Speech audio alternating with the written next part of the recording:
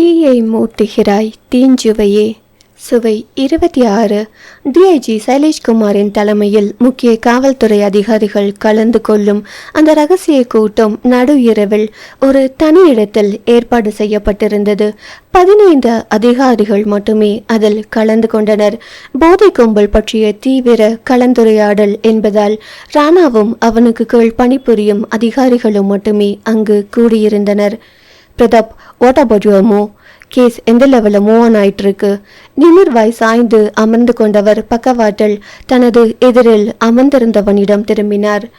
சிம்பிளாக சொல்லணும்னா electrical drop மாதிரி அவங்களுக்கே தெரியாமல் அவங்கள சுற்றி வளைச்சி வச்சுருக்கோம் சார். சக்சேனா ஸ்கூல் பக்கத்தில் இருக்கிற கங்கா பேக்கரியில் தான் மொத்த கும்பலும் இப்போது முழு மூச்சாக இறங்கி இருக்கு. அந்த ஸ்கூல் ஸ்டூடெண்ட்ஸை தான் அவங்க ஃபுல் ஃபோக்கஸ் பண்ணியிருக்காங்க. இன்னும் அவங்க வித்தையை காட்ட ஆரம்பிக்கலை. அதை பண்ண விடாமல் சில தடைகள் போட்டு வச்சுருக்கோம். பட் பசங்களை அட்ராக்ட் பண்ண நிறைய indoor games, physical fitness, ventures இந்த மாதிரி ஃப்ரீயாக ஏற்பாடு பண்ணி கொடுத்து நிறைய பசங்களை கவர் பண்ண ஆரம்பிச்சிட்டாங்க. புவனேஷ் அடையாளம் காட்டின ஆட்களில் ஒருத்தனை மடக்கி பிடிச்சி தூக்கியாச்சு. இந்த வேலையில் இறங்கி இருக்கிறது சூரத்தை சேர்ந்த வடநாட்டு இளைஞர்கள் அப்படிதான் நமக்கு தகவல் கிடைச்சது. ஆனால் நேற்று நான் கொடுத்த ட்ரீட்மெண்ட்டில் அவன் கொடுத்த தகவல் வேற மாதிரி இருக்கு. இவங்க எல்லாருமே ஒரிசா பசங்க. அங்கே எந்த முன்னேற்றமுமே இல்லாத பக்கத்து கிராமங்களை சேர்ந்த படிப்பறிவிலும் பொருளாதாரத்திலும் ரொம்ப பின்தங்கி இருக்கிற குடும்பத்தை சேர்ந்த பசங்க. தெளிவாக இப்படி பசங்களை செலக்ட் பண்ணி சூரத்துக்கு கூட்டிகிட்டு வந்துடுறாங்க. எல்லா விதமான ட்ரைனிங்கையும் அங்கே வச்சு கொடுக்குறாங்க. நல்ல சாப்பாடு, கை நிறைய சம்பளம், இதையெல்லாம் காட்டி மூளையை மழுங்கடிச்சு அவங்களுக்கு ஏற்ற மாதிரி மாற்றி வடிவமைக்கிறாங்க. அவங்க டார்கெட் எல்லாமே சவுத் இந்தியா தான், குறிப்பாக ஆந்திரா அண்ட் தமிழ்நாடு. ஆந்திராவில் ஆல்ரெடி அமோகமாக சக்ஸஸ் ஆயிட்டாங்க. தமிழ்நாட்டில் அவங்க இப்போதைக்கு செலக்ட் பண்ணி வச்சிருக்கிற ஊர் சென்னை அண்ட் கோயம்புத்தூர். சென்னையில் 4 ஸ்கூல்ஸை ஏற்கனவே பிராக்கெட் பண்ணிட்டாங்க. 5ஆவதா நுழைஞ்சிருக்கிற இடம் தான் சக்சேனா ஸ்கூல். வெரி சூன் கோயம்புத்தூருக்கு ஒரு டீம் போக போகுது.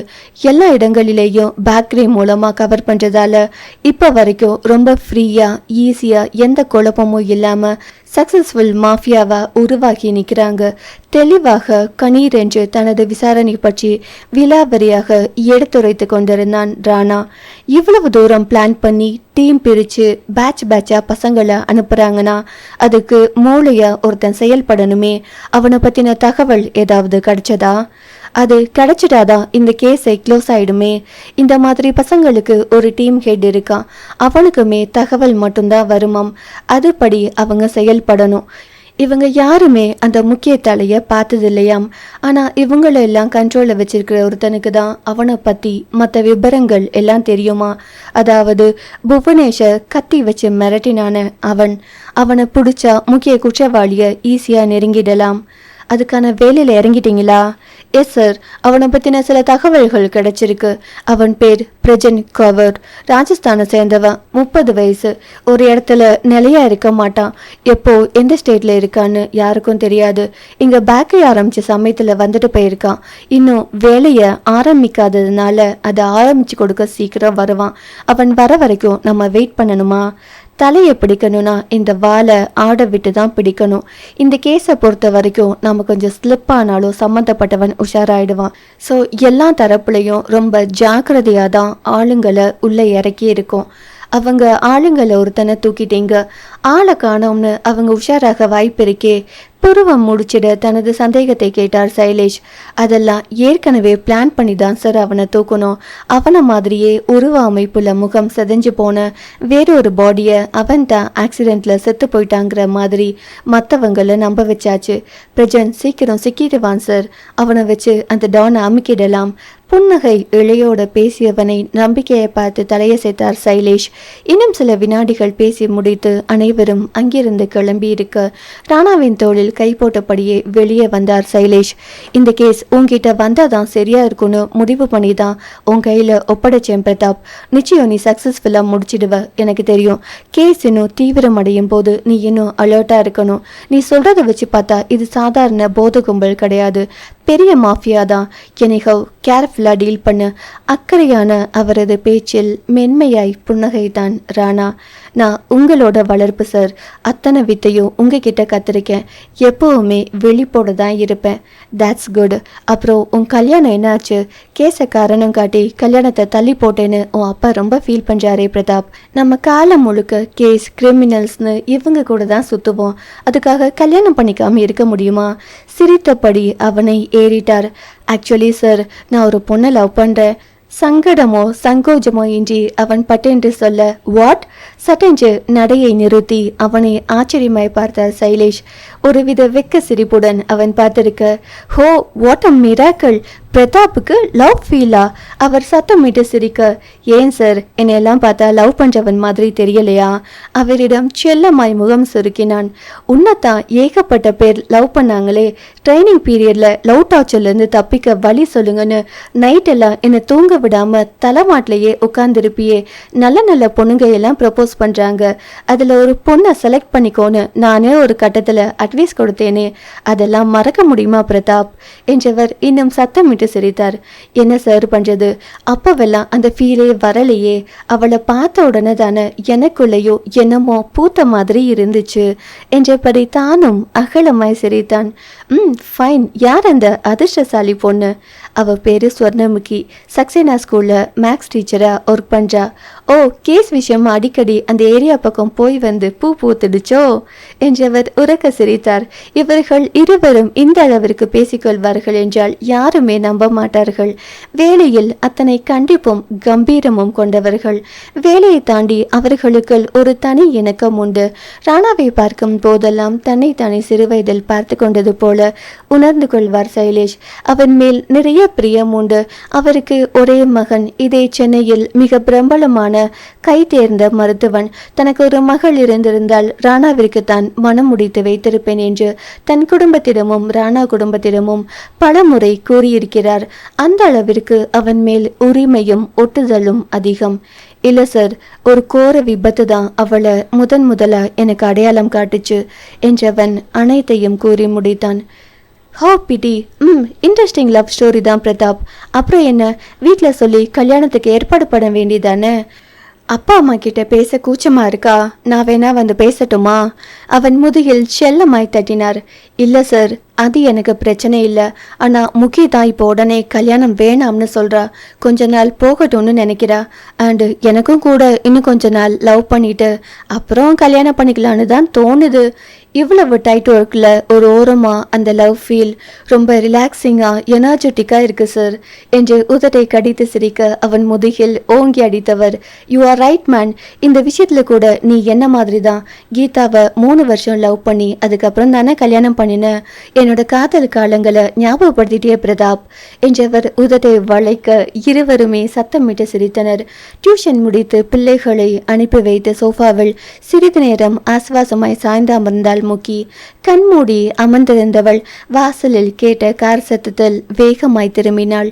வந்திருப்பது யார் என்று தெரிந்து தொல்லிக் கொண்டு வாசலுக்கு ஓடினாள். பார்த்து 1 வாரம் ஆயிற்றே. காக்கி உடையில் குலோசை கழட்டியபடி காரிலிருந்து இறங்கி மோகனை சிரிப்புடன் நெருங்கி வந்து கொண்டிருந்தான். அவள் மனம் கவர்ந்தவன். பாவா, குரலில் என்ன கலந்திருப்பாள்? இதற்காக தானே ஓடி வருவது? இந்த அழைப்பிற்கும் அவளது அணைப்பிற்கும் 1 வாரமாய் ஏங்கி கிடந்தவன் வேக எட்டுகளுடன் முன்னேறி அவளை அள்ளி தூக்கியபடி உள்ளே நுழைந்தான். முகம் வெகுவாய் களைத்திருந்தது. கண்கள் உறக்கமின்றி சிவந்து கிடந்தன. ஆனாலும் அவளது அருகாமையில் உடல் முழுக்க புத்துணர்ச்சி பெற்றது போல் ஒரு தனி உணர்வு. அவனது எனர்ஜி டானிக் அவள்தானே. அவளை மடியில் அமர்த்தி கொண்டவன் வேகமாய் அவள் கைகளை விரித்து பார்த்தான். முந்தைய நாள்தான் மைத்திலியும் சஞ்சயும் அவளை பார்க்க வந்தனர்.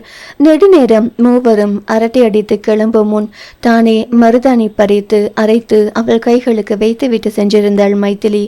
அண்ணன் ஒர்க் பிஸியில் உன்னை பார்க்க வரல, எப்போ வேணாலும் வருவார். அவருக்கு உன்னை இப்படி பார்க்கத்தானே ரொம்ப பிடிக்கும் என்று கூறியிருந்தாள். அது வேற, அப்படியா? ஆச்சரியமாய் கேட்டான் சஞ்சய். எத்தனை வேலை இருந்தாலும் அப்பப்போ வந்து இவ பாவா இவளுக்கு மருதாணி வச்சு விட்டுட்டு போவா தெரியுமா இந்த பையன் இவ்வளோ வேலை பார்க்குறானா? நகை சுற்றி வந்தவங்க தான் மருதாணி வைப்பாங்கன்னு இத்தனை நாளா சிறு அறிவோடு இருந்துட்டேனே மைத்திலி. நீயும் வச்சுக்கோயேன், நானும் உனக்கு வச்சு விடுறேன். தானும் அவளது கைகளை விரித்து பிடித்து கொண்டான். எனக்கு ஒன்றும் பிரச்சனை இல்லை, ஆனால் வண்டியில் உங்கள் கூட ஒட்டி உரசிக்கிட்டு தோளில் கை போட்டு வர முடியாது. ஆட்டோ பிடிச்சு என்னை வீட்டுக்கு அனுப்பி வச்சிடுங்க என்று அவள் கண்களை சுழற்ற, வேண்டாம் வேண்டாம், மருதாணி தானே, இன்னொரு நாளைக்கு வச்சுக்கலாம். உன் அண்ணன் கண்ணில் மண்ணை தூவிட்டு இன்னைக்கு வந்ததே பெரிய விஷயம், இதுல அது வேறையா என்றவன் அவளை இழுத்து கொண்டு சென்றிருந்தான். முதல் நாள் வைத்த மருதாணி அழகாய் சிவந்து வசீகரிக்க 2 கைகளையும் விரித்து தனது கன்னங்களில் வைத்து கண்களை மூடிக்கொண்டான் ராணா. நினைச்சிட்டே வந்த, மருதாணி வச்சிருக்க மாட்டியோ என்னவோன்னு.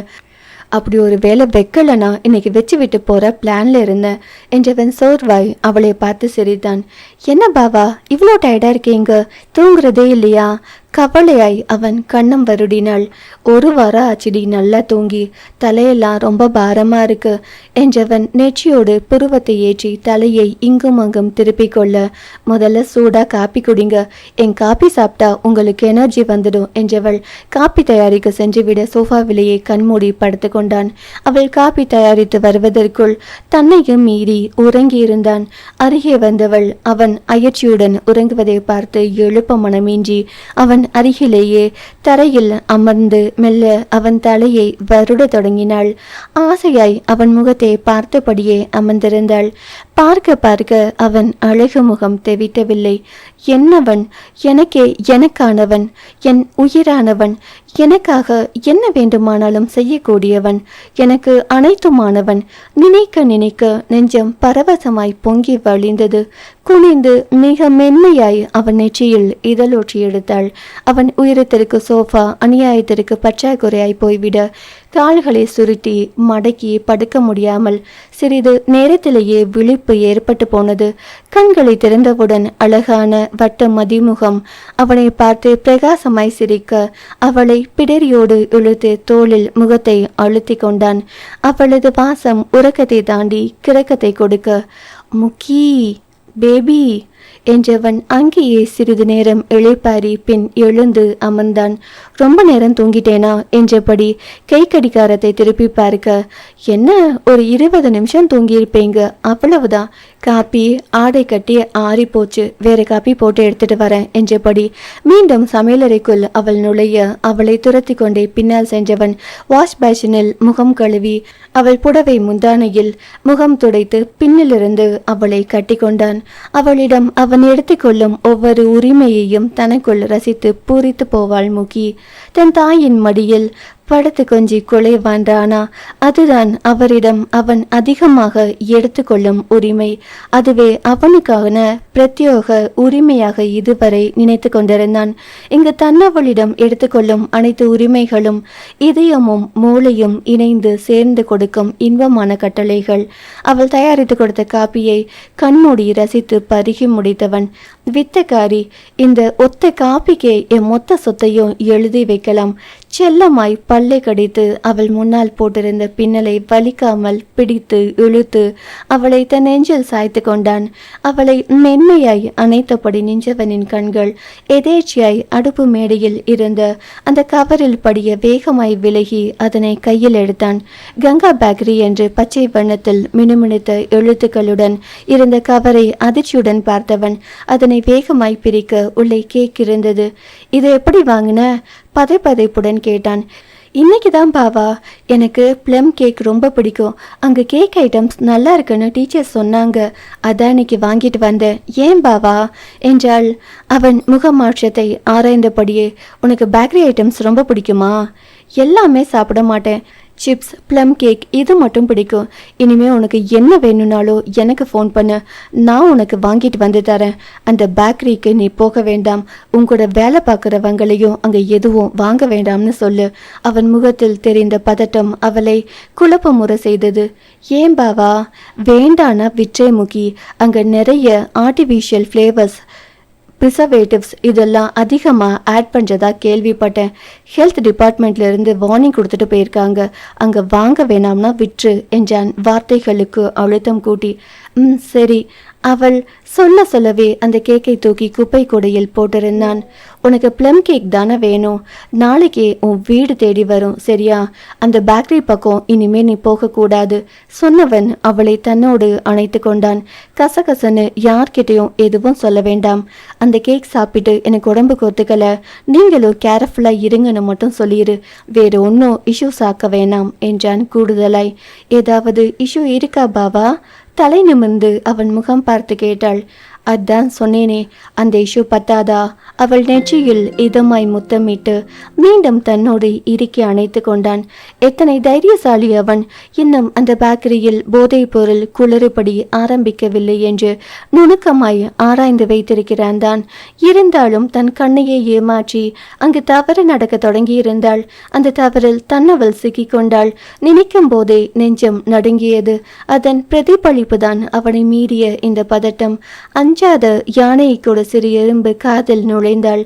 படாத பாடு படுத்தி கலவரமாக்கி விடுமாம். ராணா பிரதாப் வாழ்விலும் சொர்ணமுகி என்ற சித்தெரும்புதான் அவனை பாடாய்ப்படுத்த பிறப்பெடுத்த புயல். அவன் எதிர்கொள்ள போகும் இன்பத்திலும் துன்பத்திலும். சுவை 27. முக்கி பேபி, என்னடி? ஏதாவது பேசு. ஏய் அலறியா? அம்மோ, ஏண்டி என்னை சங்கடப்படுத்துகிற? முக்கியமான கேஸ், நான் போயே ஆகணும். சீக்கிரம் வேலையை முடிச்சுட்டு வந்துடுவேன். இரவு 11 மணி. ஃபோனில் தன்னவளிடம் போராடி கொண்டிருந்தான் ராணா. விஷயம் இதுதான். எத்தனையோ கண்காணிப்பாக இருந்தும் போதை வஸ்து கலந்த கேக் மற்றும் ஐஸ்கிரீம் சோதனை முயற்சியாக மாணவர்களுக்கு கொடுக்கப்பட்டு உடனடியாக தகவலும் ராணாவிற்கு கிடைக்கப்பெற்றது. அதே ஐஸ்கிரீம், அதே கேக் இன்னைக்கும் வேணும். என்னன்னா, கேக் சாப்பிட்டா ஏரோப்ளேனில் பறக்கிற மாதிரி ஃபீல் ஆகுமா? செம்மையா இருந்ததுன்னா. மாணவர்களிடம் சமீப நாட்களில் நெருக்கமாகி இருக்கும் பேக்கரியில் வேலை செய்யும் அந்த வடநாட்டு வாலிபனிடம் சந்தோஷமாய் சிரித்து பேசிக்கொண்டிருந்த இரு மாணவர்களின் பேச்சை அங்கு வாடிக்கையாளர்கள் போல் அமர்ந்திருந்த இரு போலீஸ்காரர்கள் கேட்டு உடனடியாக ராணாவிற்கு தகவல் தெரிவித்திருந்தனர். இனி அவர்கள் தைரியமாக செயலில் இறங்கி விடுவர். இனியும் தாமதிக்க கூடாது என்று முடிவு செய்து உடனடியாக வேலைகளை முடுக்கிவிட்டான் ராணா. அதன்படி பிரஜன் கவுர் ஆந்திராவில் இருப்பது தெரியவர அவனை அங்கேயே வைத்து வளைத்து பிடிக்க திட்டமிட்டான். அவனது கட்டளையின்படி நிவாசும் உசைனும் ஒரு சிறு படையுடன் ஆந்திரா கிளம்பியிருந்தனர். சரியான வழிகாட்டுதலுடன் எளிதான அவனை குறிவைத்து பிடிக்க ராணாவும் அங்கு இருக்க வேண்டிய கட்டாயம். பிரஜன் போலீசில் சிக்கிவிட்டான் என்ற தகவல் அந்த கும்பலின் தலைவனுக்கு தெரியாத வகையில் அவனை பிடிக்க வேண்டும். அதற்காக தான் நிறைய மெனக்கெடல். தெளிவாக திட்டமிட வேண்டிய அவசியம். அந்த இடத்தில் ராணா இருந்தே ஆக வேண்டும். போனவுடன் வேலை சுலபமாக முடியாது. ஒரு மாஃபியா கூட்டத்தின் முக்கிய நபரை சத்தமின்றி தூக்க வேண்டும். எத்தனை நாட்கள் ஆகும் என்று சொல்ல முடியாது. விளைந்தால் ஆந்திரா கிளம்புகிறான். ஏதோ துணிகரமான வழக்கை கையில் எடுத்திருக்கிறான் என்பது முக்கிக்கும் தெரிந்துதான் இருந்தது.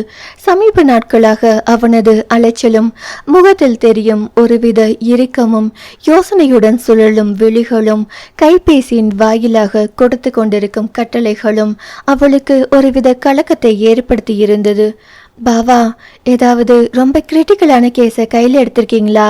2 நாட்களுக்கு முன் அவள் வீட்டிற்கு அவன் சென்றிருந்த போது கேட்டாள். எப்பவுமே என்கிட்ட கிரிட்டிக்கலான கேஸ் தான் வரும்.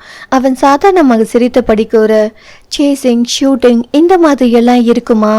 ஒருவித பயத்துடன் கேட்டாள். அதுவும் இருக்கும். அவளை இடுப்போடு வளைத்து அவள் தலையில் செல்லமாய் முட்டியபடி பதிலளித்தான். சட்டென்று அவனை இறுக்கி அணைத்து நெஞ்சில் அழுத்தமாய் சாய்ந்து கொண்டாள். ஏன் பாவா இவ்வளவு ரிஸ்க் எல்லாம் எடுக்கிறீங்க? அவள் குரல் கமறியது. நாங்கள் ரிஸ்க் எடுத்தாதான் நீங்கள்லாம் நிம்மதியாக நடமாட முடியும். போலீஸ் லைஃப்பில் இதெல்லாம் சகஜமுக்கி. அதுலேயும் ஹையர் போஸ்டிங் போகும்போது ரிஸ்க் ஃபேக்டர் அதிகமாக தான் இருக்கும். முந்தா நாள் தான் எஸ்பியா ப்ரமோஷன் வந்திருக்கு. இன்னும் அடுத்தடுத்த ப்ரமோஷன்ஸ் நிறைய இருக்கு. அவள் உச்சந்தலையில் கண்ணத்தை சாய்த்து இதமாய் அவளது முதுகை வருடியபடியே கூறினான். போதும், இன்னும் பெரிய ப்ரமோஷன் எல்லாம் வேண்டாம். அதிகமாக ரிஸ்க் எடுக்க வேண்டாம். எனக்கு பயமா இருக்கு பாவா. தனது அணைப்பிற்கு அழுத்தம் கூட்டியபடியே சொன்னவளின் தாடியை நிமிர்த்தி அவள் கண் பார்த்து காதலாய் சிரித்தான். பேடி, ஒரு போலீஸ்காரன் பொண்டாட்டி இப்படி பயந்தாங்குழியா இருக்கலாமா? பேசாமல் கான்ஸ்டபிளாக டீப்ரமோட் ஆகி வந்துடட்டுமா? இன்ஸ்பெக்டருக்கு டீ காபி பிரியாணி மட்டும் வாங்கி கொடுத்து அவர் கூப்பிட்ற இடத்துக்கு கூட போனால் போதும், பெருசாக ரிஸ்க் இருக்காது. என்ன சொல்கிற? புருவத்தை ஏற்றி இறக்கி முறிவழிக்க அவளோ முகத்தை சுருக்கியபடி அவனை பார்த்திருந்தாள். அவள் முகத்தில் மென்முத்தமிட்டு, நீ சினிமாவில் பார்க்குற மாதிரி டுமீல் டுமீல்னு துப்பாக்கியில் சுட்டுக்கிட்டே கிரிமினல்ஸை சேஸ் பண்ணிட்டு போக மாட்டோம். கண்ணிங்க ட்ராப் வச்சு பிடிப்போம். தவிர்க்க முடியாத நேரங்களில் துப்பாக்கியை யூஸ் பண்ணுவோம். நீ பெருசாக கற்பனை பண்ணி தேவையில்லாமல் பயந்துக்காதடி. 2 நாட்களுக்கு முன்னர் தான் நிறைய தைரியம் கூறி தான் மேற்கொண்டிருக்கும் வேலையின் சாராம்சத்தை மட்டும் மேலோட்டமாக கூறி அவளை சமாதானப்படுத்தி வந்திருந்தான். இப்போது அவசரமாக ஆந்திரா கிளம்பி கொண்டிருக்கிறான் என்று கேட்டவுடன் மீண்டும் அவளுக்கு பயம் தொற்றிக் கொண்டது. அத்துடன் எத்தனை நாட்கள் பார்க்காமல் பிரிந்திருக்க வேண்டுமோ என்ற கவலையும் சேர்ந்து கொண்டது. கிளம்புறதுக்கு முன்னால உன்னை பார்க்க நேரிலேயே வர பிளான்ல தான் இருந்தேன். சொன்ன உடனே நீ அழ ஆரம்பிச்சிடுவ. எனக்கு தெரியும், நீ அழுதா என்னால் தாங்க முடியாது. உன் கண்ணீரை என்னால் நேரில் பார்க்க முடியாது முகி. அதான் அப்படியே கிளம்புறேன். அவள் எதிர்முனையில் விசம்புவது கேட்டது. நான் போருக்கு போகலடி, ஒரு புறம்போக்க பிடிக்க போறேன், அவ்வளவுதான். இதுக்கே இப்படி அழுது ஆர்ப்பாட்டம் பண்ணுவியா? இப்படி கண்ணீர் விட்டு என்னை வீக்காக்காத முகி. சற்று கடுமையாகவே வெளிவந்தது அவன் குரல். உன் கண்ணீர் என் கவனத்தை ரொம்பவே சிதறடிக்கும். நான் நிம்மதியா வேலை பார்க்கட்டுமா வேணாமா? என்னை புரிஞ்சுக்கோ பேபி. அவனது இறங்கிய குரலில் ஓரளவு சமாதானம் அடைந்து அவனது சூழ்நிலையை புரிந்து கொண்டாள். சரி, நான் அழலை. நீங்கள் போகிற காரியத்தை சக்ஸஸ்ஃபுல்லாக முடிச்சுட்டு வாங்க. தன் கண்களை துடைத்து கொண்டாள். That's my baby. இப்படி என்கரேஜிங்காக பேசினா தானே எனக்கும் எனர்ஜெட்டிக்காக இருக்கும். சீக்கிரம் வந்துடுவேன், சரியா? கூடுமான வரைக்கும் அடிக்கடி பேச ட்ரை பண்ணுறேன். வேண்டாம் வேண்டாம், நீங்கள் உங்கள் வேலையில் மட்டும் கான்சன்ட்ரேட் பண்ணுங்கள். டைம் கிடைக்கும்போது சின்னதாக ஒரு மெசேஜ் மட்டும் அனுப்புங்க போதும். இப்போ அழலையே? இல்லை, எப்பவும் அழக்கூடாதுடி. உன்னை முதல்ல பார்த்த அந்த நாளை மறக்க முடியாது முக்கி. கண்ணீரோட கதறி கேட்டு அந்த காரிடோரில் ஓடி வந்தியே, அப்போ நீ யாருன்னு கூட தெரியாது. ஆனால் அப்போவே அந்த கண்ணீர் என்னை அசைச்சது. உன்னை நெஞ்சில் சாய்ச்சிக்கிட்டு ஆறுதல் சொல்லணும்னு மனசு துடிச்சது. எனக்கே அந்த ஃபீல் ஆச்சரியமாக தான் இருந்தது. எப்போ நீ எனக்கானவன்னு உணர்ந்தேனோ அப்போவே நான் முடிவு பண்ணின விஷயம் என் முக்கி அழக்கூடாது. அவன் முகத்தில் சந்தோஷத்தையும் சிரிப்பையும் மட்டும்தான் நான் பார்க்கணும். இதுவும் அப்பா கையை கடைசியாக அழுத்தி பிடிச்சேனோ அப்போவே என்ன அறியாமல் எனக்கே தெரியாம நான் பண்ணி கொடுத்த சத்தியமா கூட இருக்கலாம். அந்த நம்பிக்கையில கூட அவர் நிம்மதியா உயிரை விட்டு இருக்கலாம். இப்படி எல்லாம் கூட என் மனசு யோசிக்கோண்டி. உன் பாவா சந்தோஷமா இருக்கணும்னு நினைச்சா நீ எப்பவும் அழக்கூடாது, புரியுதா? அவனது வார்த்தைகள் ஒவ்வொன்றிலும் அவள் மேல் தான் கொண்டுள்ள காதலின் ஆழத்தை அழகாக எடுத்துரைத்தான் ராணா. இப்போதும் கூட அவளுக்கு கண்ணீர் வந்தது ஆனந்தத்தில். அழமாட்டேன் பாவா, அடுத்த வாரம் மைத்திலியோட நிச்சயதார்த்தம் ஞாபகம் இருக்குல்ல? அதுக்கு வந்துடுவீங்க தானே? வந்துடணும்னு நம்பிக்கையோடு இருக்கேன். வரலைன்னா சஞ்சு ரொம்ப வருத்தப்படுவான். அவனோட சந்தோஷத்தில் கண்டிப்பாக நான் பங்கெடுக்கணும். அதுக்காகவாவது என் வேலையை இழுத்து பிடிச்சு முடிச்சிடுவேன். அவங்க நிச்சயதார்த்தத்தில் நம்ம 2 பேரும் சேர்ந்து இருக்கணும்னு ரொம்ப ஆசையாக இருக்கு பாவா. எப்படியாவது வேலையை முடிச்சிடுங்க. கண்டிப்பா இன்னும் 4 நாளில் வேலையை முடிச்சுட்டு வந்தாலும் ஆச்சரியப்படுறதுக்கு இல்லை. சரி பாவா, ஜாக்கிரதையாக போயிட்டு வாங்க. அந்த புறம்போக்க பொடனிலை தட்டி இழுத்துட்டு வாங்க. முடிஞ்சா நானும் வந்து அவன் மூக்குல 2 குத்து விடுறேன். பாரா, அவன் சிரிக்க அவளும் சேர்ந்து சிரித்தாள். ராணா ஆந்திரா சென்று இறங்கியிருந்தான். பிரச்சனை பிடிக்கும் திட்டம் மட்டுமே அவன் மூளை முழுவதும் நிறைந்திருக்க வெறி கொண்ட வேங்கையாக சரியான திட்டமிடலை தொடங்கினான். முதல் 2 நாட்கள் அவன் எங்கு செல்கிறான், வருகிறான், யாருடன் தொடர்பில் இருக்கிறான், இரவு நேரங்களில் அவனது செயல்பாடுகள் என்ன போன்ற விவரங்களை முழுதாக திரட்ட தொடங்கினான். இங்கே மைத்திலி நிச்சயதார்த்த வேலைகள் களை கட்ட தொடங்கியிருந்தன. தன் பாபாவை பார்க்க முடியாத ஏக்கத்தை போக்கிக் கொள்ள மைத்திலி குடும்பத்தினருடன் இணைந்து நிச்சயதார்த்த வேலைகளில் தன்னை ஆழ்த்தி கொண்டாள் முகி. நடு இரவு 2-3 மணிக்கு தான் ராணாவிடமிருந்து அவளுக்கு குறுஞ்செய்தி வரும்.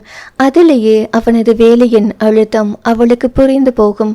நாட்களும் மெல்ல மெல்ல நகர்ந்து 2 நாட்களில் நிச்சயதார்த்தம் என்ற நிலையில் ராணாவின் வரவை பெரிதும் எதிர்பார்க்க தொடங்கினாள் முகி. குறுஞ்செய்திகள் மட்டுமே அவனிடமிருந்து வரும். அழைத்து பேச நேரம் இருப்பதில்லை. அன்று சஞ்சய் முகியை பார்க்க வீட்டிற்கு வந்திருந்தான். தான் கொண்டு வந்த கவரை அவளிடம் கொடுக்க, என்னண்ணா இது? ஆர்வமாக பிரித்து பார்த்தால் உள்ளே அழகான பட்டுப்புடவை. உனக்கு தாண்டா பிடிச்சிருக்கா? ஆரஞ்சு வர்ணத்தில் அடர் பச்சை நிற பார்டரில் பார்த்தவுடன் அவளுக்கு பிடித்து போனது. எனக்கு எதுக்குண்ணா? கேட்டவுடன் அவன் முகம் சுருங்கி போனது. ஏன் நான் எடுத்து கொடுக்க கூடாதா? நீ என் தங்கச்சிடா, அந்த உரிமையை இந்த அண்ணன் எடுத்துக்க கூடாதா? அப்போ நான் யாரோ தானே உனக்கு? ஐயோ அண்ணா, நான் அப்படி சொல்லலை. மேரேஜ் அப்போ கூட எடுத்திருக்கலாமே, இப்போவே எதுக்குன்னு கேட்டேன். மேரேஜுக்கு இன்னும் காஸ்ட்லியாக எடுப்பேன். என் விசேஷத்தில் என் தங்கச்சி புது புடவை உடுத்த வேணாமா? அவனது அன்பில் இதயம் கனிந்து போனாள் முகி. நிதின் சொந்த சித்தப்பா மகன்தான். ஒரே வீட்டில் பிறந்து வளர்ந்தவர்கள். இது போன்ற ஆத்மார்த்தமான அன்பை அவன் காட்டியதில்லை. போலித்தனமாய் சிரித்து பேசி வாழ்வதை தான் இத்தனை காலம் நிஜம் என்று நம்பி ஏமாந்திருக்கிறாள். அன்றைய அவள் உலகம் வேறு. தான் உலகில் அதிர்ஷ்டசாலி என்று எண்ணிக்கொண்ட காலம்.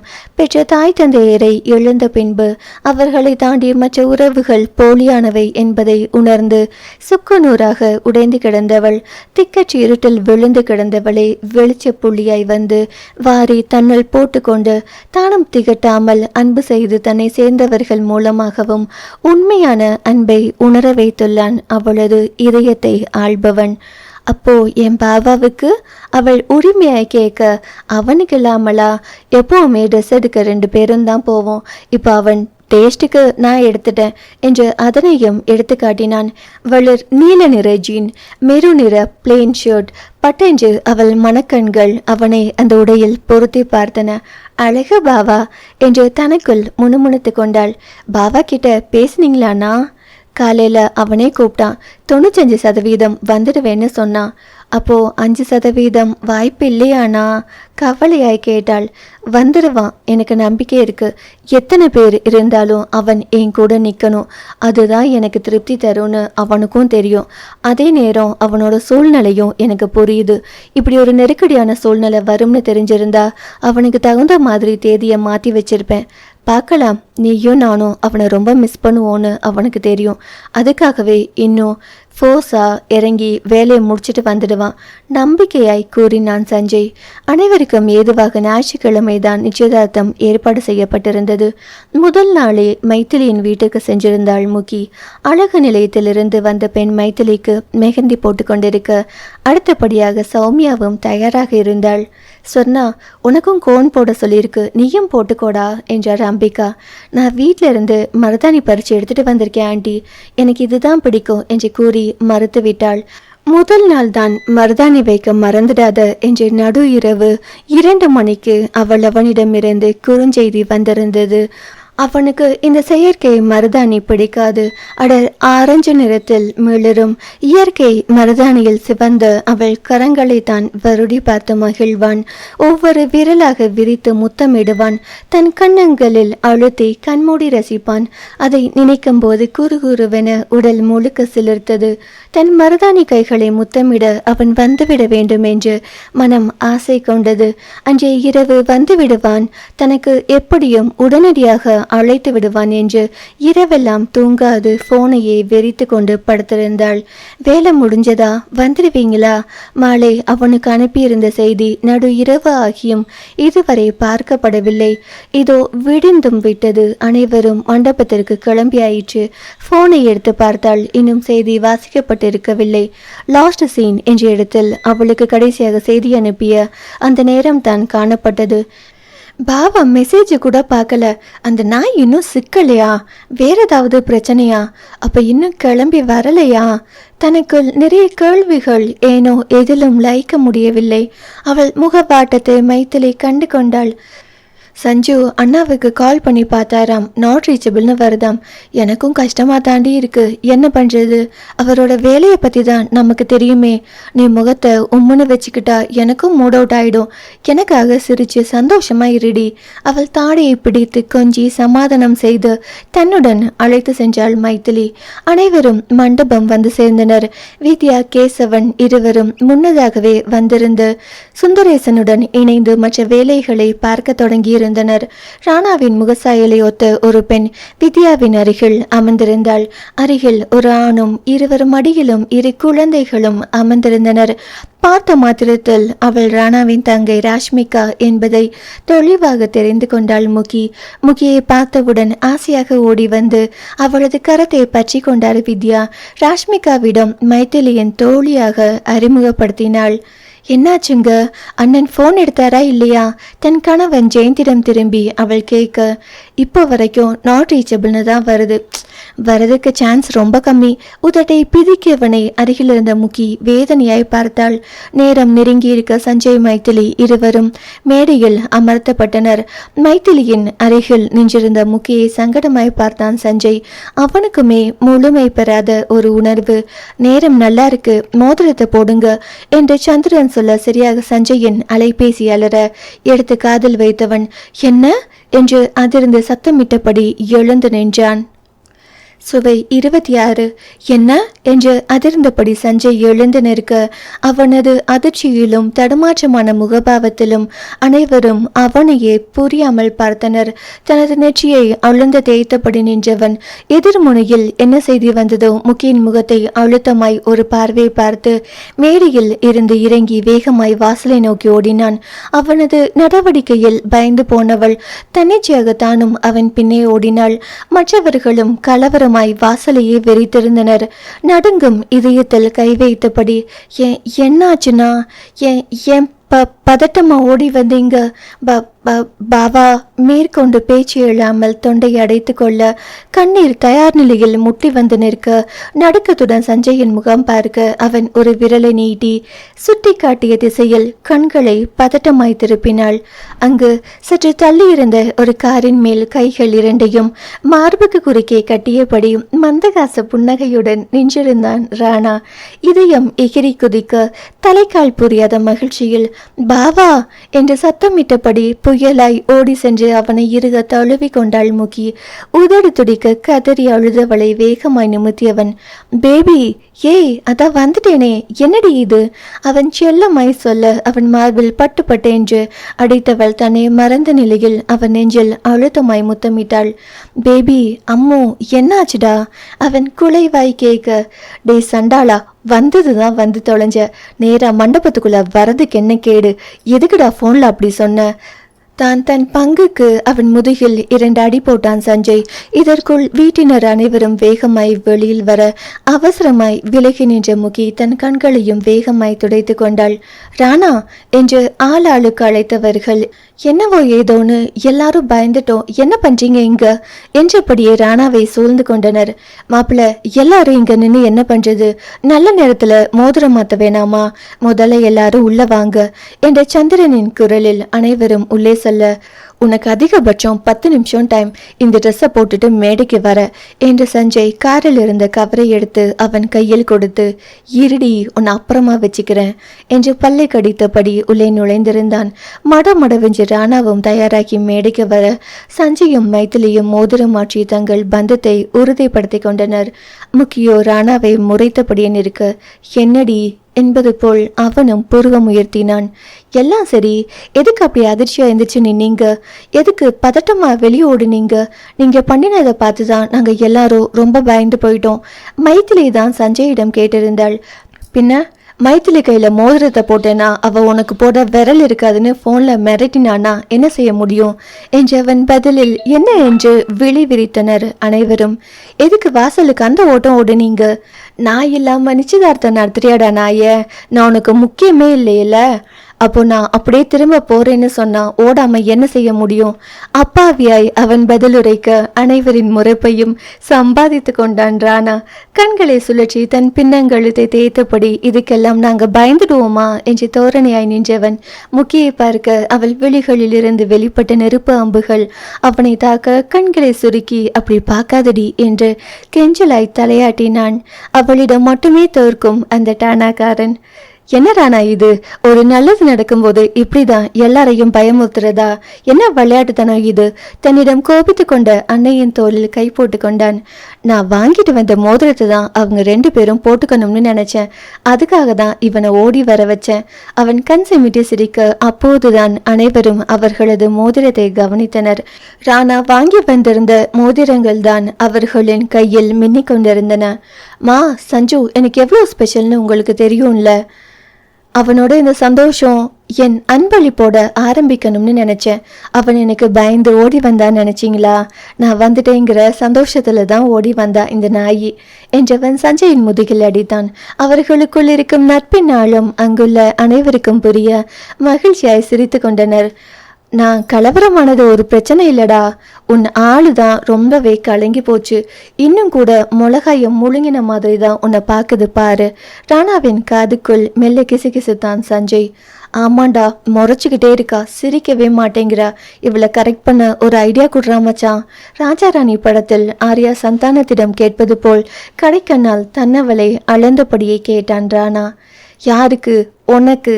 நான் இதெல்லாம் நம்புற மாதிரியாடா இருக்கு? அந்த மன்மதனுக்கே ட்ரெண்டிங்காக ட்ரைனிங் கொடுக்குற ஆள் நீ. நானே உன்னை பார்த்து தான் லவ் பண்ணவே ஆரம்பிச்சிருக்கேன். நீ என்கிட்ட ஐடியா கேட்டு காமெடி பண்ணுற. இவர்கள் பேசிக்கொண்டிருக்க அடுத்தடுத்த ஃபோட்டோ வீடியோ என்று சஞ்சய் பிஸியாகி இருந்தான். மகுடேஷன் குழந்தையை கையில் வைத்து நடமாடிக்கொண்டிருந்த முக்கிய இழுத்து தன் அருகில் அமர்த்தி கொண்டார் வித்யா.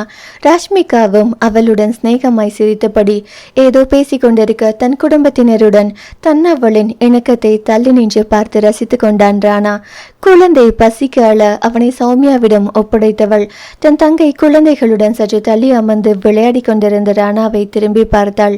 தானும் அவளை நிமிர்ந்து பார்த்தவன் இங்கே வா என்று கண்களால் ஜாடை செய்ய உதட்டை இளவளமாய் சுழித்து வேறு புறம் எழுந்து சென்றிருந்தாள் முக்கி. அனைவரும் டைனிங் ஹாலில் பிஸியாகி இருந்தனர். மண்டபத்தின் முன்னமைப்பில் இருந்த செயற்கை நீரூற்று தன் கைபேசியில் பதிவு செய்தபடி மெல்ல நடையிட்டு கொண்டிருந்தவளை ஒரு வலிய கரம் வேகமாய் பிடித்து இழுத்து பக்கவாட்டில் இருந்த ஒரு அறையில் தள்ளி அதே வேகத்தில் கதவை தாளிட்டு என்னவென்று அவள் உணரும் முன் அவளை மூச்சு முட்டை இறுக்கி அணைத்திருந்தது. ஒரு நொடி இதயம் நின்று துடிக்க தன்னவனின் வாசத்தை உணர்ந்தவளுக்கு அப்போதுதான் மூச்சை சீரானது. என்னை விடுங்க, முரண்டு பிடிக்கும் குழந்தையாய் அவள் திமிர இரும்பு சட்டத்துக்குள் சிக்கிக் கொண்டவளுக்கு அசைவதற்கு கூட வழி இருந்தால்தானே. என்ன பேபி இவ்வளோ கோபமா இருக்க? உன் பாவா பாவம் இல்லையா? காதோறும் மீசை உரச மென்மையாய் குலைந்தான். அவள் பதில் பேசாது அமைதி காக்க. ரொம்ப பயமுறுத்திட்டேனா செல்லும்? அவன் சொன்னதுதான் தாமதம். வெடிக்கண்ணு நிமிர்ந்தவள் கண்கள் சுருக்கி அவனை முறைத்தாள். நான் சும்மா அவனை கலாச்சி வம்புல தேண்டி. நான் தான் காரணம் சொன்னேனே. ஆனா நீ இவ்வளவு பயந்து போயிருப்பேன்னு நான் நினைக்கல. ஒற்றை விரலால் அவள் முன்னேற்றி முடிகளை ஒதுக்கியபடியே கூறினான்.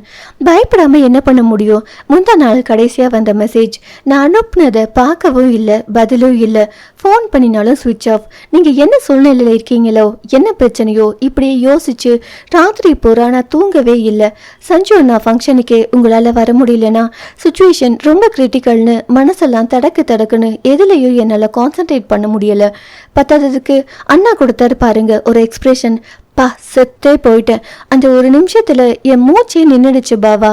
ஆனா நீங்க என்னடானா கூலா சிரிச்சுக்கிட்டு நிக்கிறீங்க. என் மனநிலை எப்படி இருந்திருக்கும்னு உங்களுக்கு தெரியலையா? குரல் தழுதழுக்க கூறியவளின் கண்கள் கலங்கி கண்ணீர் விழி தாண்டும் முன் தன் இதழ் கொண்டு தடுத்திருந்தான். தன்னை ஒருத்தி உயிரில் சுமந்து தனக்காக கலங்கி நிற்பதில் கர்வமும் காதலும் போட்டி போட அவள் முகம் முழுக்க மென்முத்தங்களிட்டு அவளது கோபத்தையும் தவிப்பையும் மொத்தமாய் தனித்திருந்தான். அவளை மடியில் அமர்த்தியபடியே அங்கிருந்த கட்டிலில் அமர்ந்து கொண்டான். என் அம்முக்குட்டியை இவ்வளோ தவிக்க வச்சுட்டேனா? சாரி பேபி, என் சூழ்நிலை அப்படி. லாஸ்ட் 3 டேஸ் ரொம்ப ஹெக்டிக்காக இருந்தேன் என்றபடியே அவளை பக்கவாட்டில் திருப்பி அமர்த்தி தன் நெஞ்சில் சாய்த்து கொண்டான். போன காரியம் என்னாச்சு?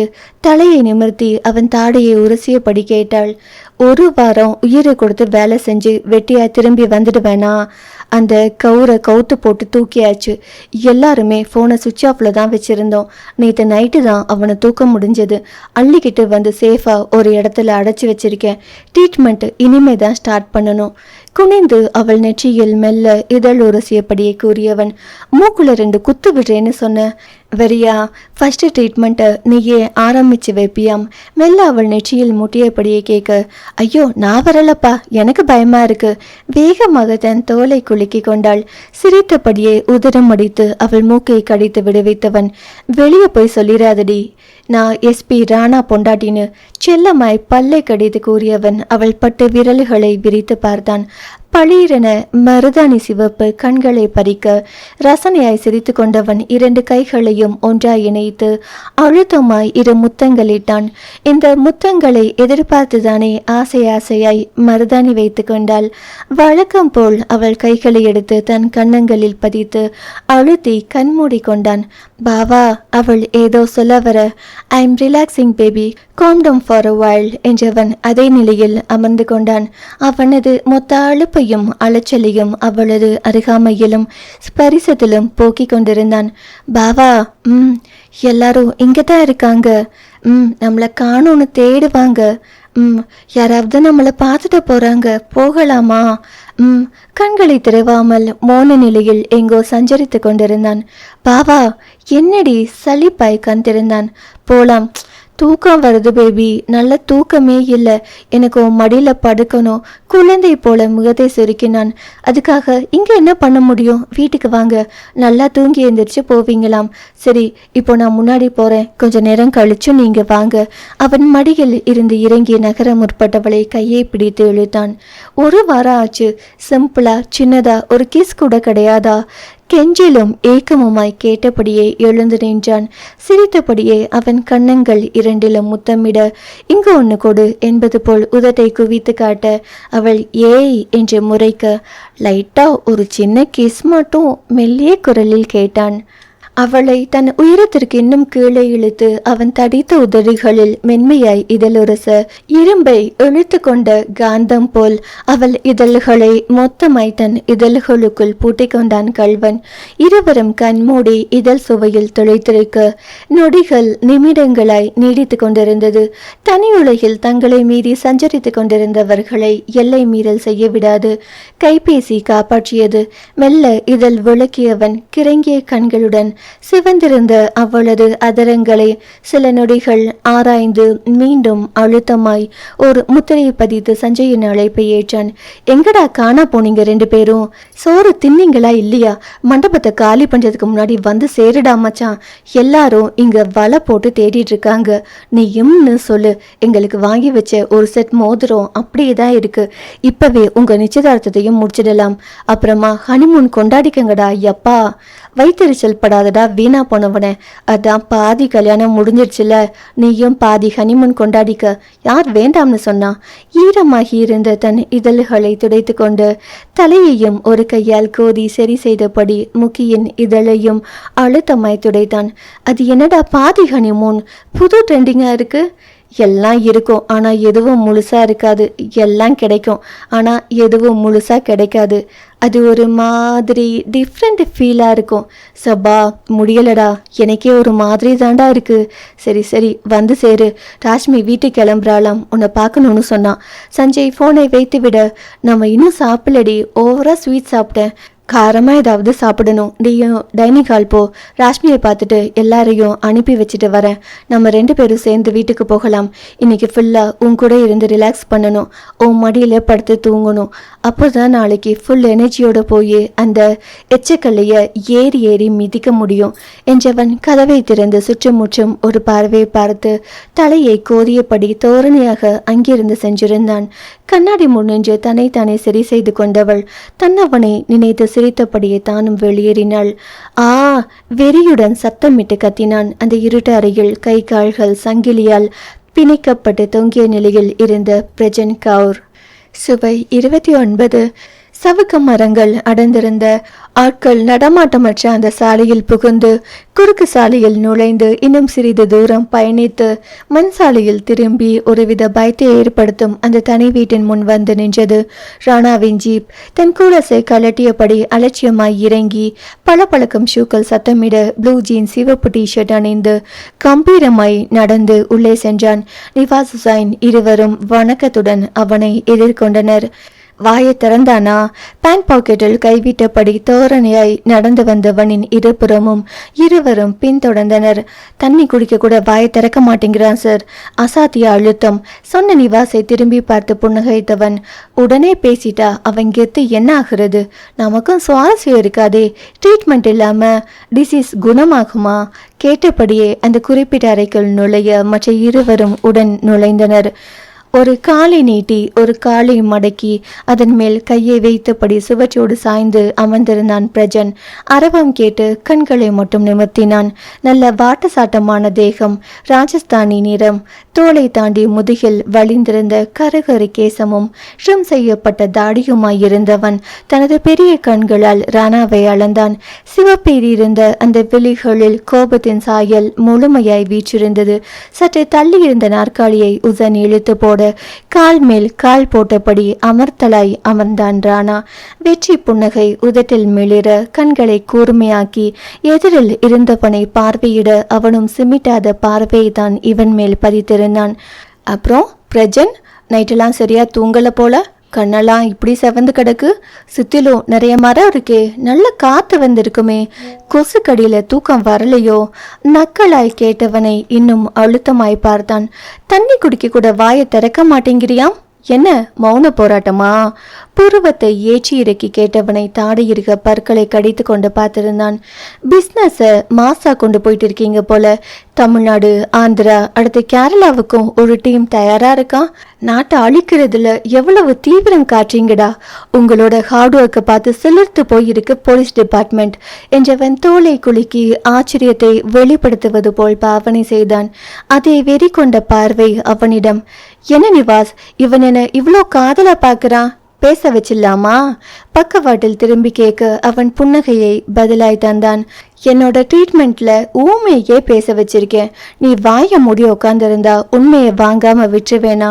சின்ன வயசா தெரியுற. என்ன என்னோட வயசு இருக்குமா உனக்கு? அப்ரூவரா மாறிட்டா அழகு குறையாம கொஞ்சம் தண்டனையோட மீதி காலத்தை சிறப்பா வாழலாம். இல்ல நான் ரொம்ப விஸ்வாசி, என்கிட்ட இருந்து உண்மையை வாங்க முடியாதுன்னு மைண்ட்ல மானிட்டர் ஓடிச்சுன்னா நடக்க போற ஆப்ரேஷனுக்கு நான் பொறுப்பில்லப்பா. அதையும் சொல்லிட்டேன். மீண்டும் தோலை குலுக்கி கொண்டான் ராணா. என்ன பயமுறுத்துறியா? இதழ் கோணி சிரித்தபடி உருமலாய் பேசியிருந்தான் பிரஜன்.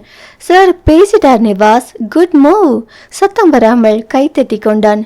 நீ சொன்ன மாதிரி தான் இந்தியா பூரா மாசா பிஸ்னஸ் பண்ணிட்டு இருக்கோம். என்னை பிடிச்சா மொத்தமா எங்க பிஸ்னஸை அழிச்சிட முடியும்னு நினைச்சியா? எங்க பாஸை அவ்வளவு ஈஸியா நெருங்கிட முடியும்னு நினைச்சியா? உன்னால எங்க பிஸ்னஸையும் அழிக்க முடியாது, என் பாஸையும் நெருங்க முடியாது. சும்மா இல்ல, லட்சமா கொட்டி கொடுத்து மொத்த அரசாங்கத்தையும் கைக்குள்ள போட்டு வச்சிருக்கார். உன்னால அவரோட இத கூட தன் தலைமுடியை தொட்டு காட்டி தொட முடியாது என்றவனை கண்கள் எடுங்க தாடை இருக்க பார்த்தபடி இருந்தான் ராணா. உனக்கு ஒன்று தெரியுமா? என்னோட அப்டேட்ஸ் 1 மணி நேரத்துக்கு ஒரு தடவை என் பாஸ்க்கு போயிடும். நேத்திருந்து எதுவுமே போகலன்னு எப்பவோ ஒரு ஐடியாவுக்கு வந்து இந்நேரம் அலர்ட் ஆகியிருப்பார். சின்ன ஆதாரத்தை கூட உன்னால எடுக்க முடியாது. சொடக்கு போடுற நேரத்துல எல்லாத்தையும் சரி பண்ணியிருப்பார். ஆஃப்டர் ஆல் சம்பளத்துக்கு வேலைக்கு இருக்கிற சாதாரண போலீஸ்காரன் நீ. உன்ன மாதிரி எத்தனை பேரை நாங்க பார்த்துருக்கோம். பணத்தை தூக்கி போட்டா நாய் மாதிரி கவிட்டு ஓடுற கூட்டம் தானடா நீங்களாம். கடைசி வார்த்தையை முழுதாய் முடிக்கும் முன் உதடு கிழிந்து குபு குபுவென ரத்தம் கொட்ட வலியை உணரும் முன் ரத்தத்தை பார்த்தவன் என்ன நடந்தது என்று அதிசயித்துதான் போனான். எந்த வேகத்தில் நாற்காலியிலிருந்து எழுந்தான், எந்த வேகத்தில் முகத்தில் ஓங்கி உதைத்தான், எந்த வேகத்தில் அதே தோரணையில் மீண்டும் நாற்காலியில் அமர்ந்திருந்தான் என்பதை அனுமானிக்கவே முடியவில்லை. நொடிக்கும் குறைவான நேரத்தில் காட்சி போல் செயல் முடிந்திருந்தது. நடந்ததை நம்பவே முடியவில்லை. வலியின் வீரியம் மெதுவாய் உரைக்க கண்கள் சுருக்கியவனை திமிராய பார்த்திருந்தான் ராணா. போலீஸ்னா அவ்வளவு இழப்பமாடா உனக்கு? எப்படி எப்படி உன் பாஸ் நேரம் அலர்ட் ஆகியிருப்பானா? அப்டேட் போகலனா தானடா அலர்ட் ஆவான். நாங்கள் தான் சிறப்பாக அப்டேட் கொடுத்துட்டு இருக்கோமே. அவனும் சந்தோஷமா பதில் சொல்லிட்டு இருக்கானே. என்ன ஒன்று, டெக்னாலஜி தெரிஞ்சவனா இருக்கான். ஹேக் பண்ணி ட்ராக் பண்ண நம்ம ஆளுங்க கொஞ்சம் தடுமாறுறாங்க. ஆனாலும் வில்லாதி வில்லனுங்கெல்லாம் நம்மக்கிட்ட நிறைய பேர் இருக்காங்க. விடாமல் வேலை செஞ்சு பிடிச்சிருவாங்க. அதெல்லாம் ஒன்றும் பிரச்சனை இல்லை. ஒற்றை இதழ் வளைத்து சிரித்தவனை அதிர்ச்சியுடன் பார்த்தான் பிரஜன். அப்புறம் எதுக்கு ஒன்று அடிச்சு உதச்சு உன் தலைவனை பற்றின டீட்டெயில்ஸ் வாங்க இப்படி காட்டுக்குள்ளே வந்து உட்கார்ந்துருக்கோம்னு பார்க்குறியா? உன்னோட வாய்மொழி வாக்கு மூலம் அவசியமாக போச்சே. அதுக்கு தான் நீ இவ்வளோ தைரியமாக பேசுகிறேன்னா உன்னோட பாஸ் சாதாரண ஆளாக இருக்க முடியாது. சாதாரண பின்புலமும் இருக்காது. அவனை மொத்தமாக வேற இருக்கணும்னா உன்னோட வாக்கு மூலம் ஆதாரத்தோட எங்களுக்கு வேணும். ஏற்கனவே என்னோட ஒரு உதைக்கே ஒரு பக்க வாய் கிழிஞ்சு போச்சு. உன்னை பீஸாக கலற்றதுக்கு முன்னால் எல்லாத்தையும் தெளிவாக சொல்லிட்டா வீர விழுப்புண்கள் இல்லாமல் ஆள் உருப்படியாவது இருப்ப. தன் உள்ளங்கை இரண்டையும் தேய்த்தபடியே சொன்னவனை பார்த்து நக்கலாய் சிரித்தான் பிரஜன். உன்னோட அடி உத இதுக்கெல்லாம் பயந்து காட்டி கொடுத்துடுவேன்னு நினைச்சியா? நீ என்னை அடிச்சே கொன்னாலோ உன்னால ஒரு வார்த்தை என்கிட்ட இருந்து வாங்க முடியாது. அழுத்தமாய் கூறி இதழ் வளைக்கு ராணவோ சத்தமிட்டு சிரித்தான். முதலாளி விசுவாசம் அப்படியே புல்லரிக்குதுடா. தன் புறங்கைகளை தேய்த்து கொண்டவன், உன் அடிச்சா உண்மையை வாங்க முடியாது, ஆனா அடிக்க வேண்டிய இடத்துல அடிச்சா உண்மை தானா வந்துட்டு போகுது என்றவனை புரியாமல் பார்த்தான் பிரஜன். கஞ்சா கடத்தல்னு ரொம்ப கலீஜான வேலை பார்த்தாலும் உனக்கும் கூட காதல் எல்லாம் இருக்கு போலவே பிரஜன். கல்பெட்டுக்கும் காதல் இருக்குடா. உயிருக்குயிர காதலிச்சு ஊருக்கு தெரியாம கல்யாணம் பண்ணி ரகசியமா குடும்பம் நடத்துற லவர் பாய் உனக்குள்ளேயே இருக்கான்ல. கரிஷ்மா கவுர் உன் ஒய்ஃப் பேரு, ஐம் ரைட்? தன் ஒற்றை விரலால் நெற்றியை கீறியபடியே சொன்னவனை துடித்து அமர்ந்து கலவரமாய் பார்த்தான் பிரஜன். பட்டென்று மாறுதல் அடைந்த அவனது முகத்தை கண்டவன், இன்னும் சொல்றேன் கேளு. உன் காதல் மனைவி இப்போ பிரெக்னென்ட். 3 மாசம். இந்த தகவலும் சரிதானே? கண்கள் அலைப்பூற்று அவனது முகம் வெளிர ஆரம்பித்தது. ரகசியமான இத்தனை தகவல்களை எப்படி பிடித்தான் என்ற ஆச்சரியம் அவன் கண்களில் தெரிந்தது. ரொம்ப ஆச்சரியமா இருக்குல்ல? போலீஸ்னா என்னடா நினைச்ச? அதுலேயும் தமிழ்நாட்டு போலீஸோட ரேஞ்சை தெரியுமாடா உனக்கு? எச்ச துண்டு பொறுக்கிற நாய்ங்களா நாங்க? இருக்கலாம். அரசியல் தொடங்கி ஆப்பக்கடை வரைக்கும் லஞ்சம் பொறையோடி கிடக்கு. அதில் எங்கள் டிபார்ட்மெண்ட்லேயும் புறத்தங்கிற நாய்ங்க இருக்காங்க. அதுக்காக எல்லாரையும் அப்படி நினச்சிடுவியா? ராணா பிரதாப்டா ஒவ்வொரு நாளும் காக்கி சட்டையை எடுத்து மாட்டும் போது அப்படியே திமிரும் கர்வமும் சேர்ந்து உடம்புல ஒட்டிக்கும். ஒன்ன மாதிரி முளைச்சு கிடக்கிற கலை எல்லாத்தையும் களைஞ்செறிய உடம்பெல்லாம் அப்படியே தெனவெடுக்கும். கண்கள் பிரகாசமாய் ஒளிர வார்த்தைகளிலும் கர்வத்தை தேக்கி சத்தமாய் சொன்னான். இன்னொரு புது தகவல் என்னன்னா, இந்த நிமிஷம் செக்கப்காக ஹாஸ்பிட்டலில் உட்கார்ந்துருக்கா உன் மனைவி. பாதுகாப்பா நம்ம ஆளுங்க பக்கத்தில் இருக்காங்க.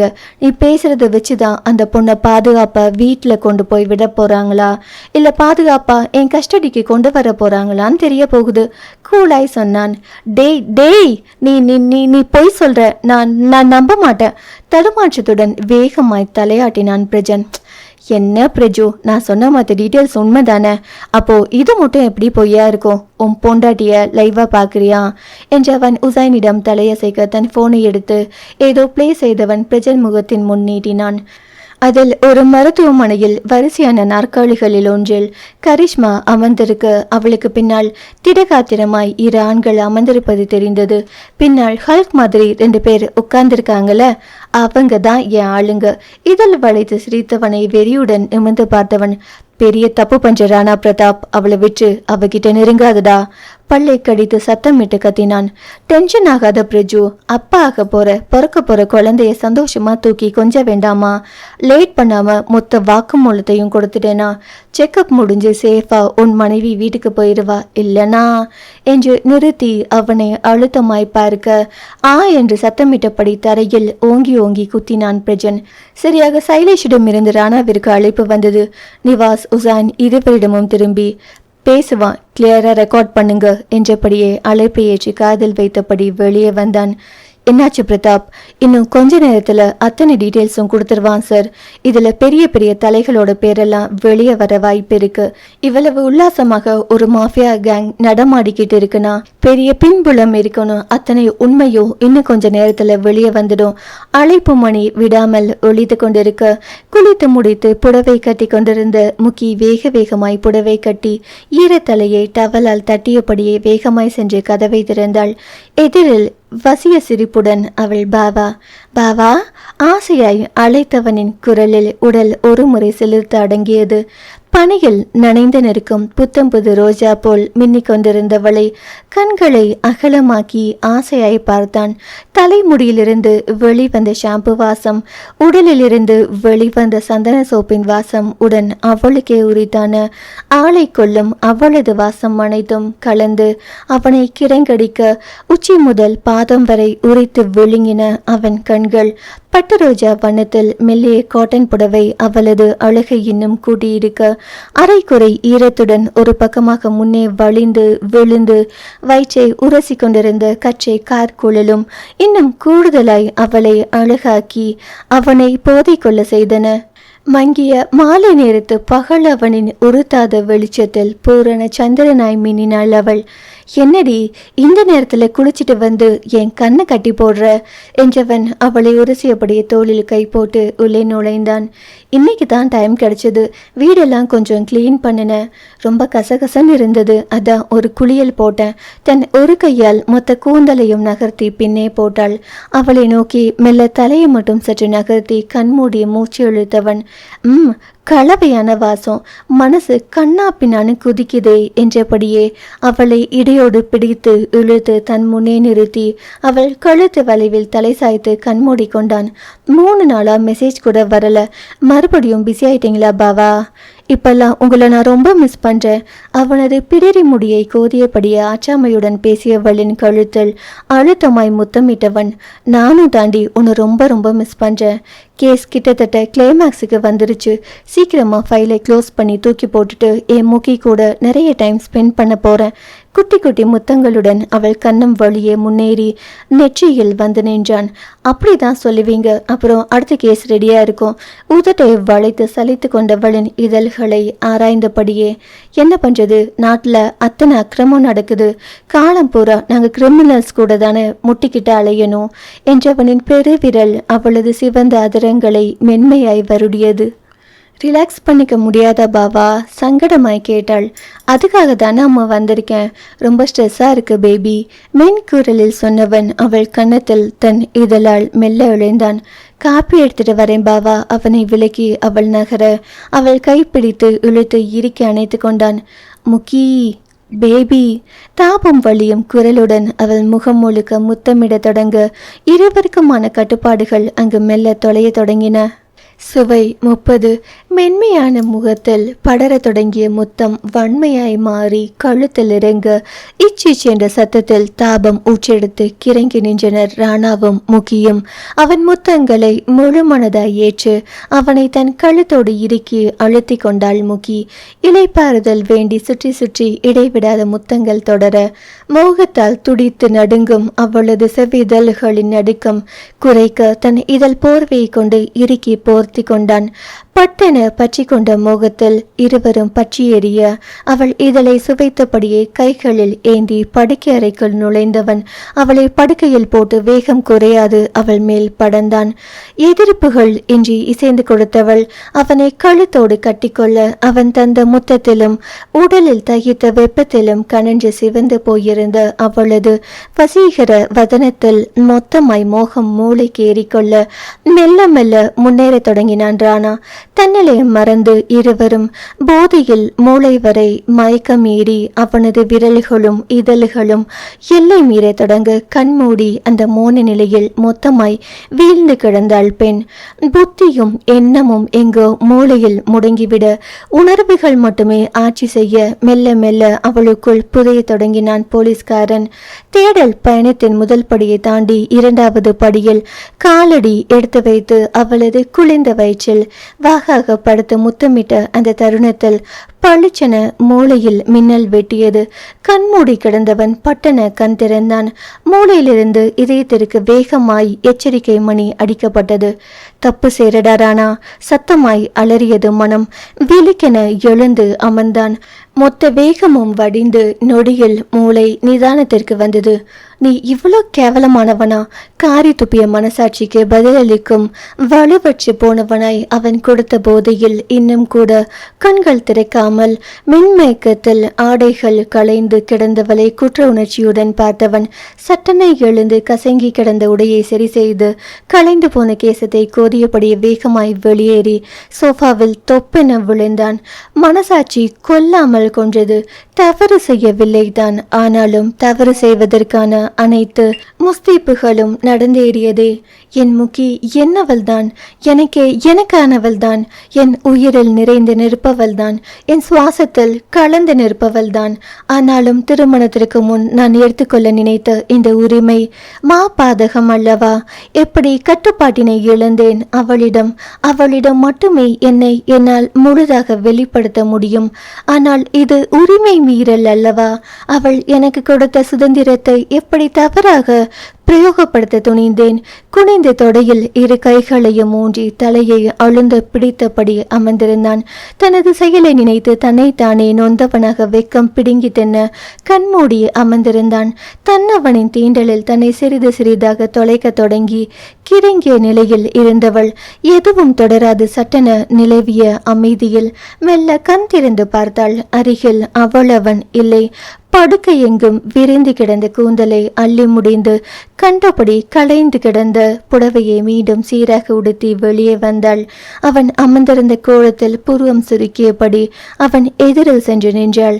அவள் எதிரில் நிற்கிறாள் என்று உணர்ந்தவன் அவளை நிமிர்ந்து பார்க்கும் திராணியற்று இன்னும் இறுக்கமாய் கண்களை மூடிக்கொண்டான். பாவா, வழக்கமான அதே அன்பையும் காதலையும் வாரி இறைக்கும் குரல். என்னாச்சு பாவா? உடம்புக்கு ஏதாவது பண்ணுதா? தலை வலிக்குதா? மெல்ல அவன் தலை வருடியபடி கரிசனமாய் வெளிவந்த அந்த குரலில் அவளை இடுப்போடு இறுக்கி அணைத்து குழந்தையாய் மாறி வயிற்றில் புதைந்தான். சாரிடி, சாரி முக்கி, சாரி அம்மு, சாரி பேபி, சாரிமா, சாரிடா, சாரி. இடைவெளியே இல்லாமல் வார்த்தைகளை உதித்து கொண்டே இருந்தான். நிமிடத்தில் 100 மன்னிப்புகளை யாசித்து நின்றான். வாழ்க்கையில் தவறு செய்து பழக்கப்படாதவன் மன்னிப்பு என்ற வார்த்தையை இதுவரை யாரிடமும் பயன்படுத்தியதாக நினைவில்லை. தன்னவளிடம் வாயோயாமல் மன்னிப்பை மட்டுமே கேட்டுக்கொண்டிருந்தான். அவனது செயலில் அவளை அசைவற்று போனாள். என்ன மன்னிப்பியாமோ? நான் பண்ணினது தப்பு தானே? நான் அவ்வளவு தூரம் போயிருக்க கூடாதுல. உன்னை முழுசா எடுத்துக்க நினைச்சது பெரிய தப்பு தானே? கட்டுப்பாடு இல்லாம காட்டு மிராண்டி மாதிரி நடந்துக்க பார்த்தேனே. முக்கி, என்னை மன்னிச்சிருடி. நிமிர்வும் கம்பீரமும் மட்டுமே எந்நேரமும் இழையோடும் அவனது குரல் நடுக்கமாய் தடுமாற்றமாய் இயலாமையாய் வெளிவர தாங்க முடியாமல் அவனை தன்னிலிருந்து விலக்கி நிமிர்த்தினாள். நீங்க எந்த தப்பும் பண்ணலையே பாவா, நமக்குள்ள எதுவும் நடக்கலையே, ஏன் இப்படி துடிக்கிறீங்க? அமைதியா இருங்க. அவன் தலைவருடி முதுகை நீவி ஆசுவாசப்படுத்தியவளை ஆதுரமாய் பார்த்தான். என் மேல உனக்கு கோபம் வரலையா பேபி? கரகரப்பாய் கேட்டான். இல்லையே, பட்டன பதிலுரைத்தாள். ஆனா எனக்கு என் மேல் ரொம்ப கோபம் வருதுடி. நான் இப்படியெல்லாம் நடந்துக்கிறவனே கிடையாது. ஆனா நான் எப்படி உன்னை முழுசா எடுத்துக்கணும்னு எனக்கு எப்படி தோணலாம்? குற்றம் கண்களில் வழிந்தோடி நின்றது. ஏன்னா இந்த முக்கி என் பாபாவுக்கு மட்டுமே சொந்தமானவ. உங்களுக்கு உரிமையான பொருளை நீங்க எடுத்துக்க நினைச்சதுல என்ன தப்பு? இந்த உரிமையை நீங்க யார்கிட்ட வேணாலும் காட்டுவீங்களா? புருவத்தை ஏற்றியபடி கேட்க இல்லை என்று வேகமாய் தலையசைத்தான். அவன் அருகில் அமர்ந்து கொண்டவள் அவன் விரல்களுடன் தன் விரல்களை கோர்த்து கொண்டாள். ரிலாக்ஸ் பாவா, நீங்க ரிலாக்ஸ் பண்ணிக்க தானே வந்தீங்க. இப்ப திரும்ப டென்ஷன் ஆனா எப்படி? அவன் தலையை செல்லமாய் களைத்து விட்டாள். பேபி, நீ என்ன சமாதானம் சொன்னாலும் நான் பண்ணினது தப்பு தாண்டி. உன்னை கட்டி பிடிச்சிருக்கேன், நிறைய முத்தம் கொடுத்துருக்கேன். ஆனா எப்பவும் ஒரு எல்லையோட தான் நிற்பேன். ஆனா இப்போ உன்னை கட்டிலுக்கு கூட்டிட்டு போனது மன்னிக்க முடியாத தப்புடி. அந்த அளவுக்கு நான் கண்ட்ரோல் இல்லாம போயிட்டேன்னு தானே அர்த்தம். நீ தனியா இருக்கிறத எனக்கு சாதகமா பயன்படுத்திக்க நினைச்சிட்டேன்னு தானே அர்த்தம். அப்போ நான் என்ன நேர்மையானவன்?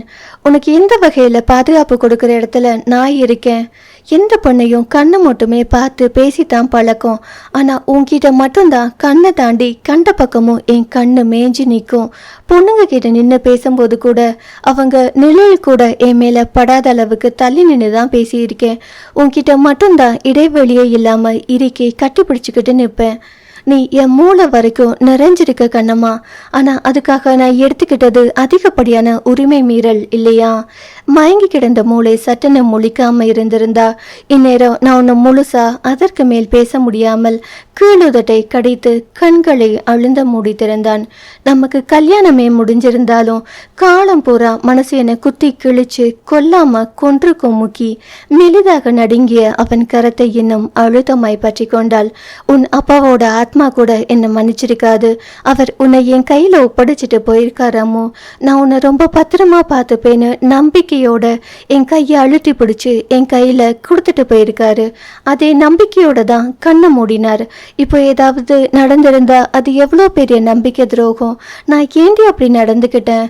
முகம் சுருக்கி கண்கள் கெஞ்ச உதடுகள் வேதனையில் துடிக்க இதுவரை பார்க்காத புது ராணாவாக அவள் கண்களுக்கு தெரிந்தான். குற்ற உணர்வு அவனை ஆட்டி படைப்பதை கண்கூடாக கண்டாள் முகி. அவனது வார்த்தைகளிலும் பரிதவிப்பிலும் இன்னும் தன்னவன் மேல் காதல் அதிகரித்தது. அவள் தாடையை பற்றி தன் முகத்திற்கு அருகில் இழுத்தவன், ஏண்டி ஏன் என்னை தடுக்கல? நான் உன்கிட்ட எல்லாம் மீறும்போது வேண்டாம்னு ஏன் விலகல? சப்புன்னு கண்ணத்துல அரைஞ்சு நீ பண்றது தப்புடான்னு சொல்லி என்னை ஏன் நிதானத்துக்கு கொண்டு வரல? கட்டில் வரைக்கும் கூட்டிட்டு போக துணிஞ்சிட்டியான்னு என்னை ஏன் கழுத்தை பிடிச்சி வெளியே தள்ளல? நான் என்ன பண்ணினாலும் எனக்கு கட்டுப்பட்டு போயிருவியா கண்ணம்மா? தப்புன்னு சொல்ல மாட்டியா? ஏன் அம்மோ? ஆதங்கமும் இயலாமையுமாய் வேதனை தெரிக்க பேசியவனின் கன்னங்களை கைகளில் தாங்கி கனிவும் காதலும் பொங்க அவனை பார்த்தாள். ஏன்னா நீங்க என் உயிர்ல கலந்திருக்கீங்க பாவா. உங்களால தப்பு பண்ண முடியாது, அது உங்களுக்கு தெரியாது பாவா. நமக்குள்ள இப்போ எல்லாமே நடந்து முடிஞ்சிருந்தாலும் நிச்சயமா நான் கதறி அழுதுருக்க மாட்டேன். ஏன்னா என் பாபாவோட மனசோ உடம்போ எனக்கு மட்டும்தான் சொந்தம். அவரால் என்ன தவிர வேற எந்த பொண்ணுகிட்டையோ நெருங்க கூட முடியாது. நான் மனப்பூர்வமாக தான் என்னை உங்ககிட்ட ஒப்படைச்சிருப்பேன் பாவா. நம்ம உடம்பால இணைஞ்சாலும் அங்கே முழுக்க முழுக்க காதல் மட்டும்தான் இருக்கும். என் பாபாவை சந்தோஷப்படுத்த, அவரோட ஸ்ட்ரெஸ்ஸை குறைக்க நான் அவருக்கு தேவைப்பட்ட சந்தோஷமா என்னை முழுசா கொடுப்பேன். நான் என்ன நம்புறதை விட உங்களை அதிகமாக நம்புகிறேன் பாபா. அதிராமல் அழுத்தமாய் புன்னகை மாறாமல் பேசியவளை வாரி அணைத்து தன்னோடு இறுக்கி கொண்டான். தழுக்கென கண்களில் கண்ணீர் எட்டி பார்த்தது. கண்ணீரா? எனக்கா? கண்களை சிமிட்டி ஆராய்ந்து பார்த்தான். ஆம், கண்ணீரேதான். என்றோ சிறு வயதில் அழுதிருக்கலாம், அது கூட நினைவில்லை. ஆசையாய் தூக்கி வளர்த்த தாத்தா பாட்டி இருந்த போதிலும் கண்ணீரின்றி கல்லென நின்றவன்தான். பாசத்தை கொட்டி வளர்த்த தங்கை ராஷ்மி திருமணம் முடிந்து கணவன் வீடு செல்லும் போது கூட குடும்பமே கண்ணீரில் நனைந்திருக்க அப்பொழுதும் அவளை தன்னோடு அணைத்து இதமாய் தலைவருடி பாசமாய் நெற்றி முத்தமிட்டு இதயம் கலங்கி நின்ற போதும் கண்ணில் கண்ணீர் மட்டும் எட்டி பார்க்கவே இல்லை. சஞ்சய் கூட கண் கலங்கி அழுது நின்றான். போலீஸ்காரன்னா உணர்ச்சியெல்லாம் புதைச்சிருவீங்களாடா? கல்லு மாதிரி நிற்கிறியே. கோபப்பட்ட சஞ்சயிடம், அழுதாதான் பாசம் இருக்குன்னு நம்புவீங்களாடா? எனக்கு கண்ணீர் வராது. ஆனா மனசு எப்படி கலங்கி நிற்கிதுன்னு எனக்கு தான் தெரியும். அன்புக்கும் அழுகைக்கும் சம்பந்தம் இல்லடா.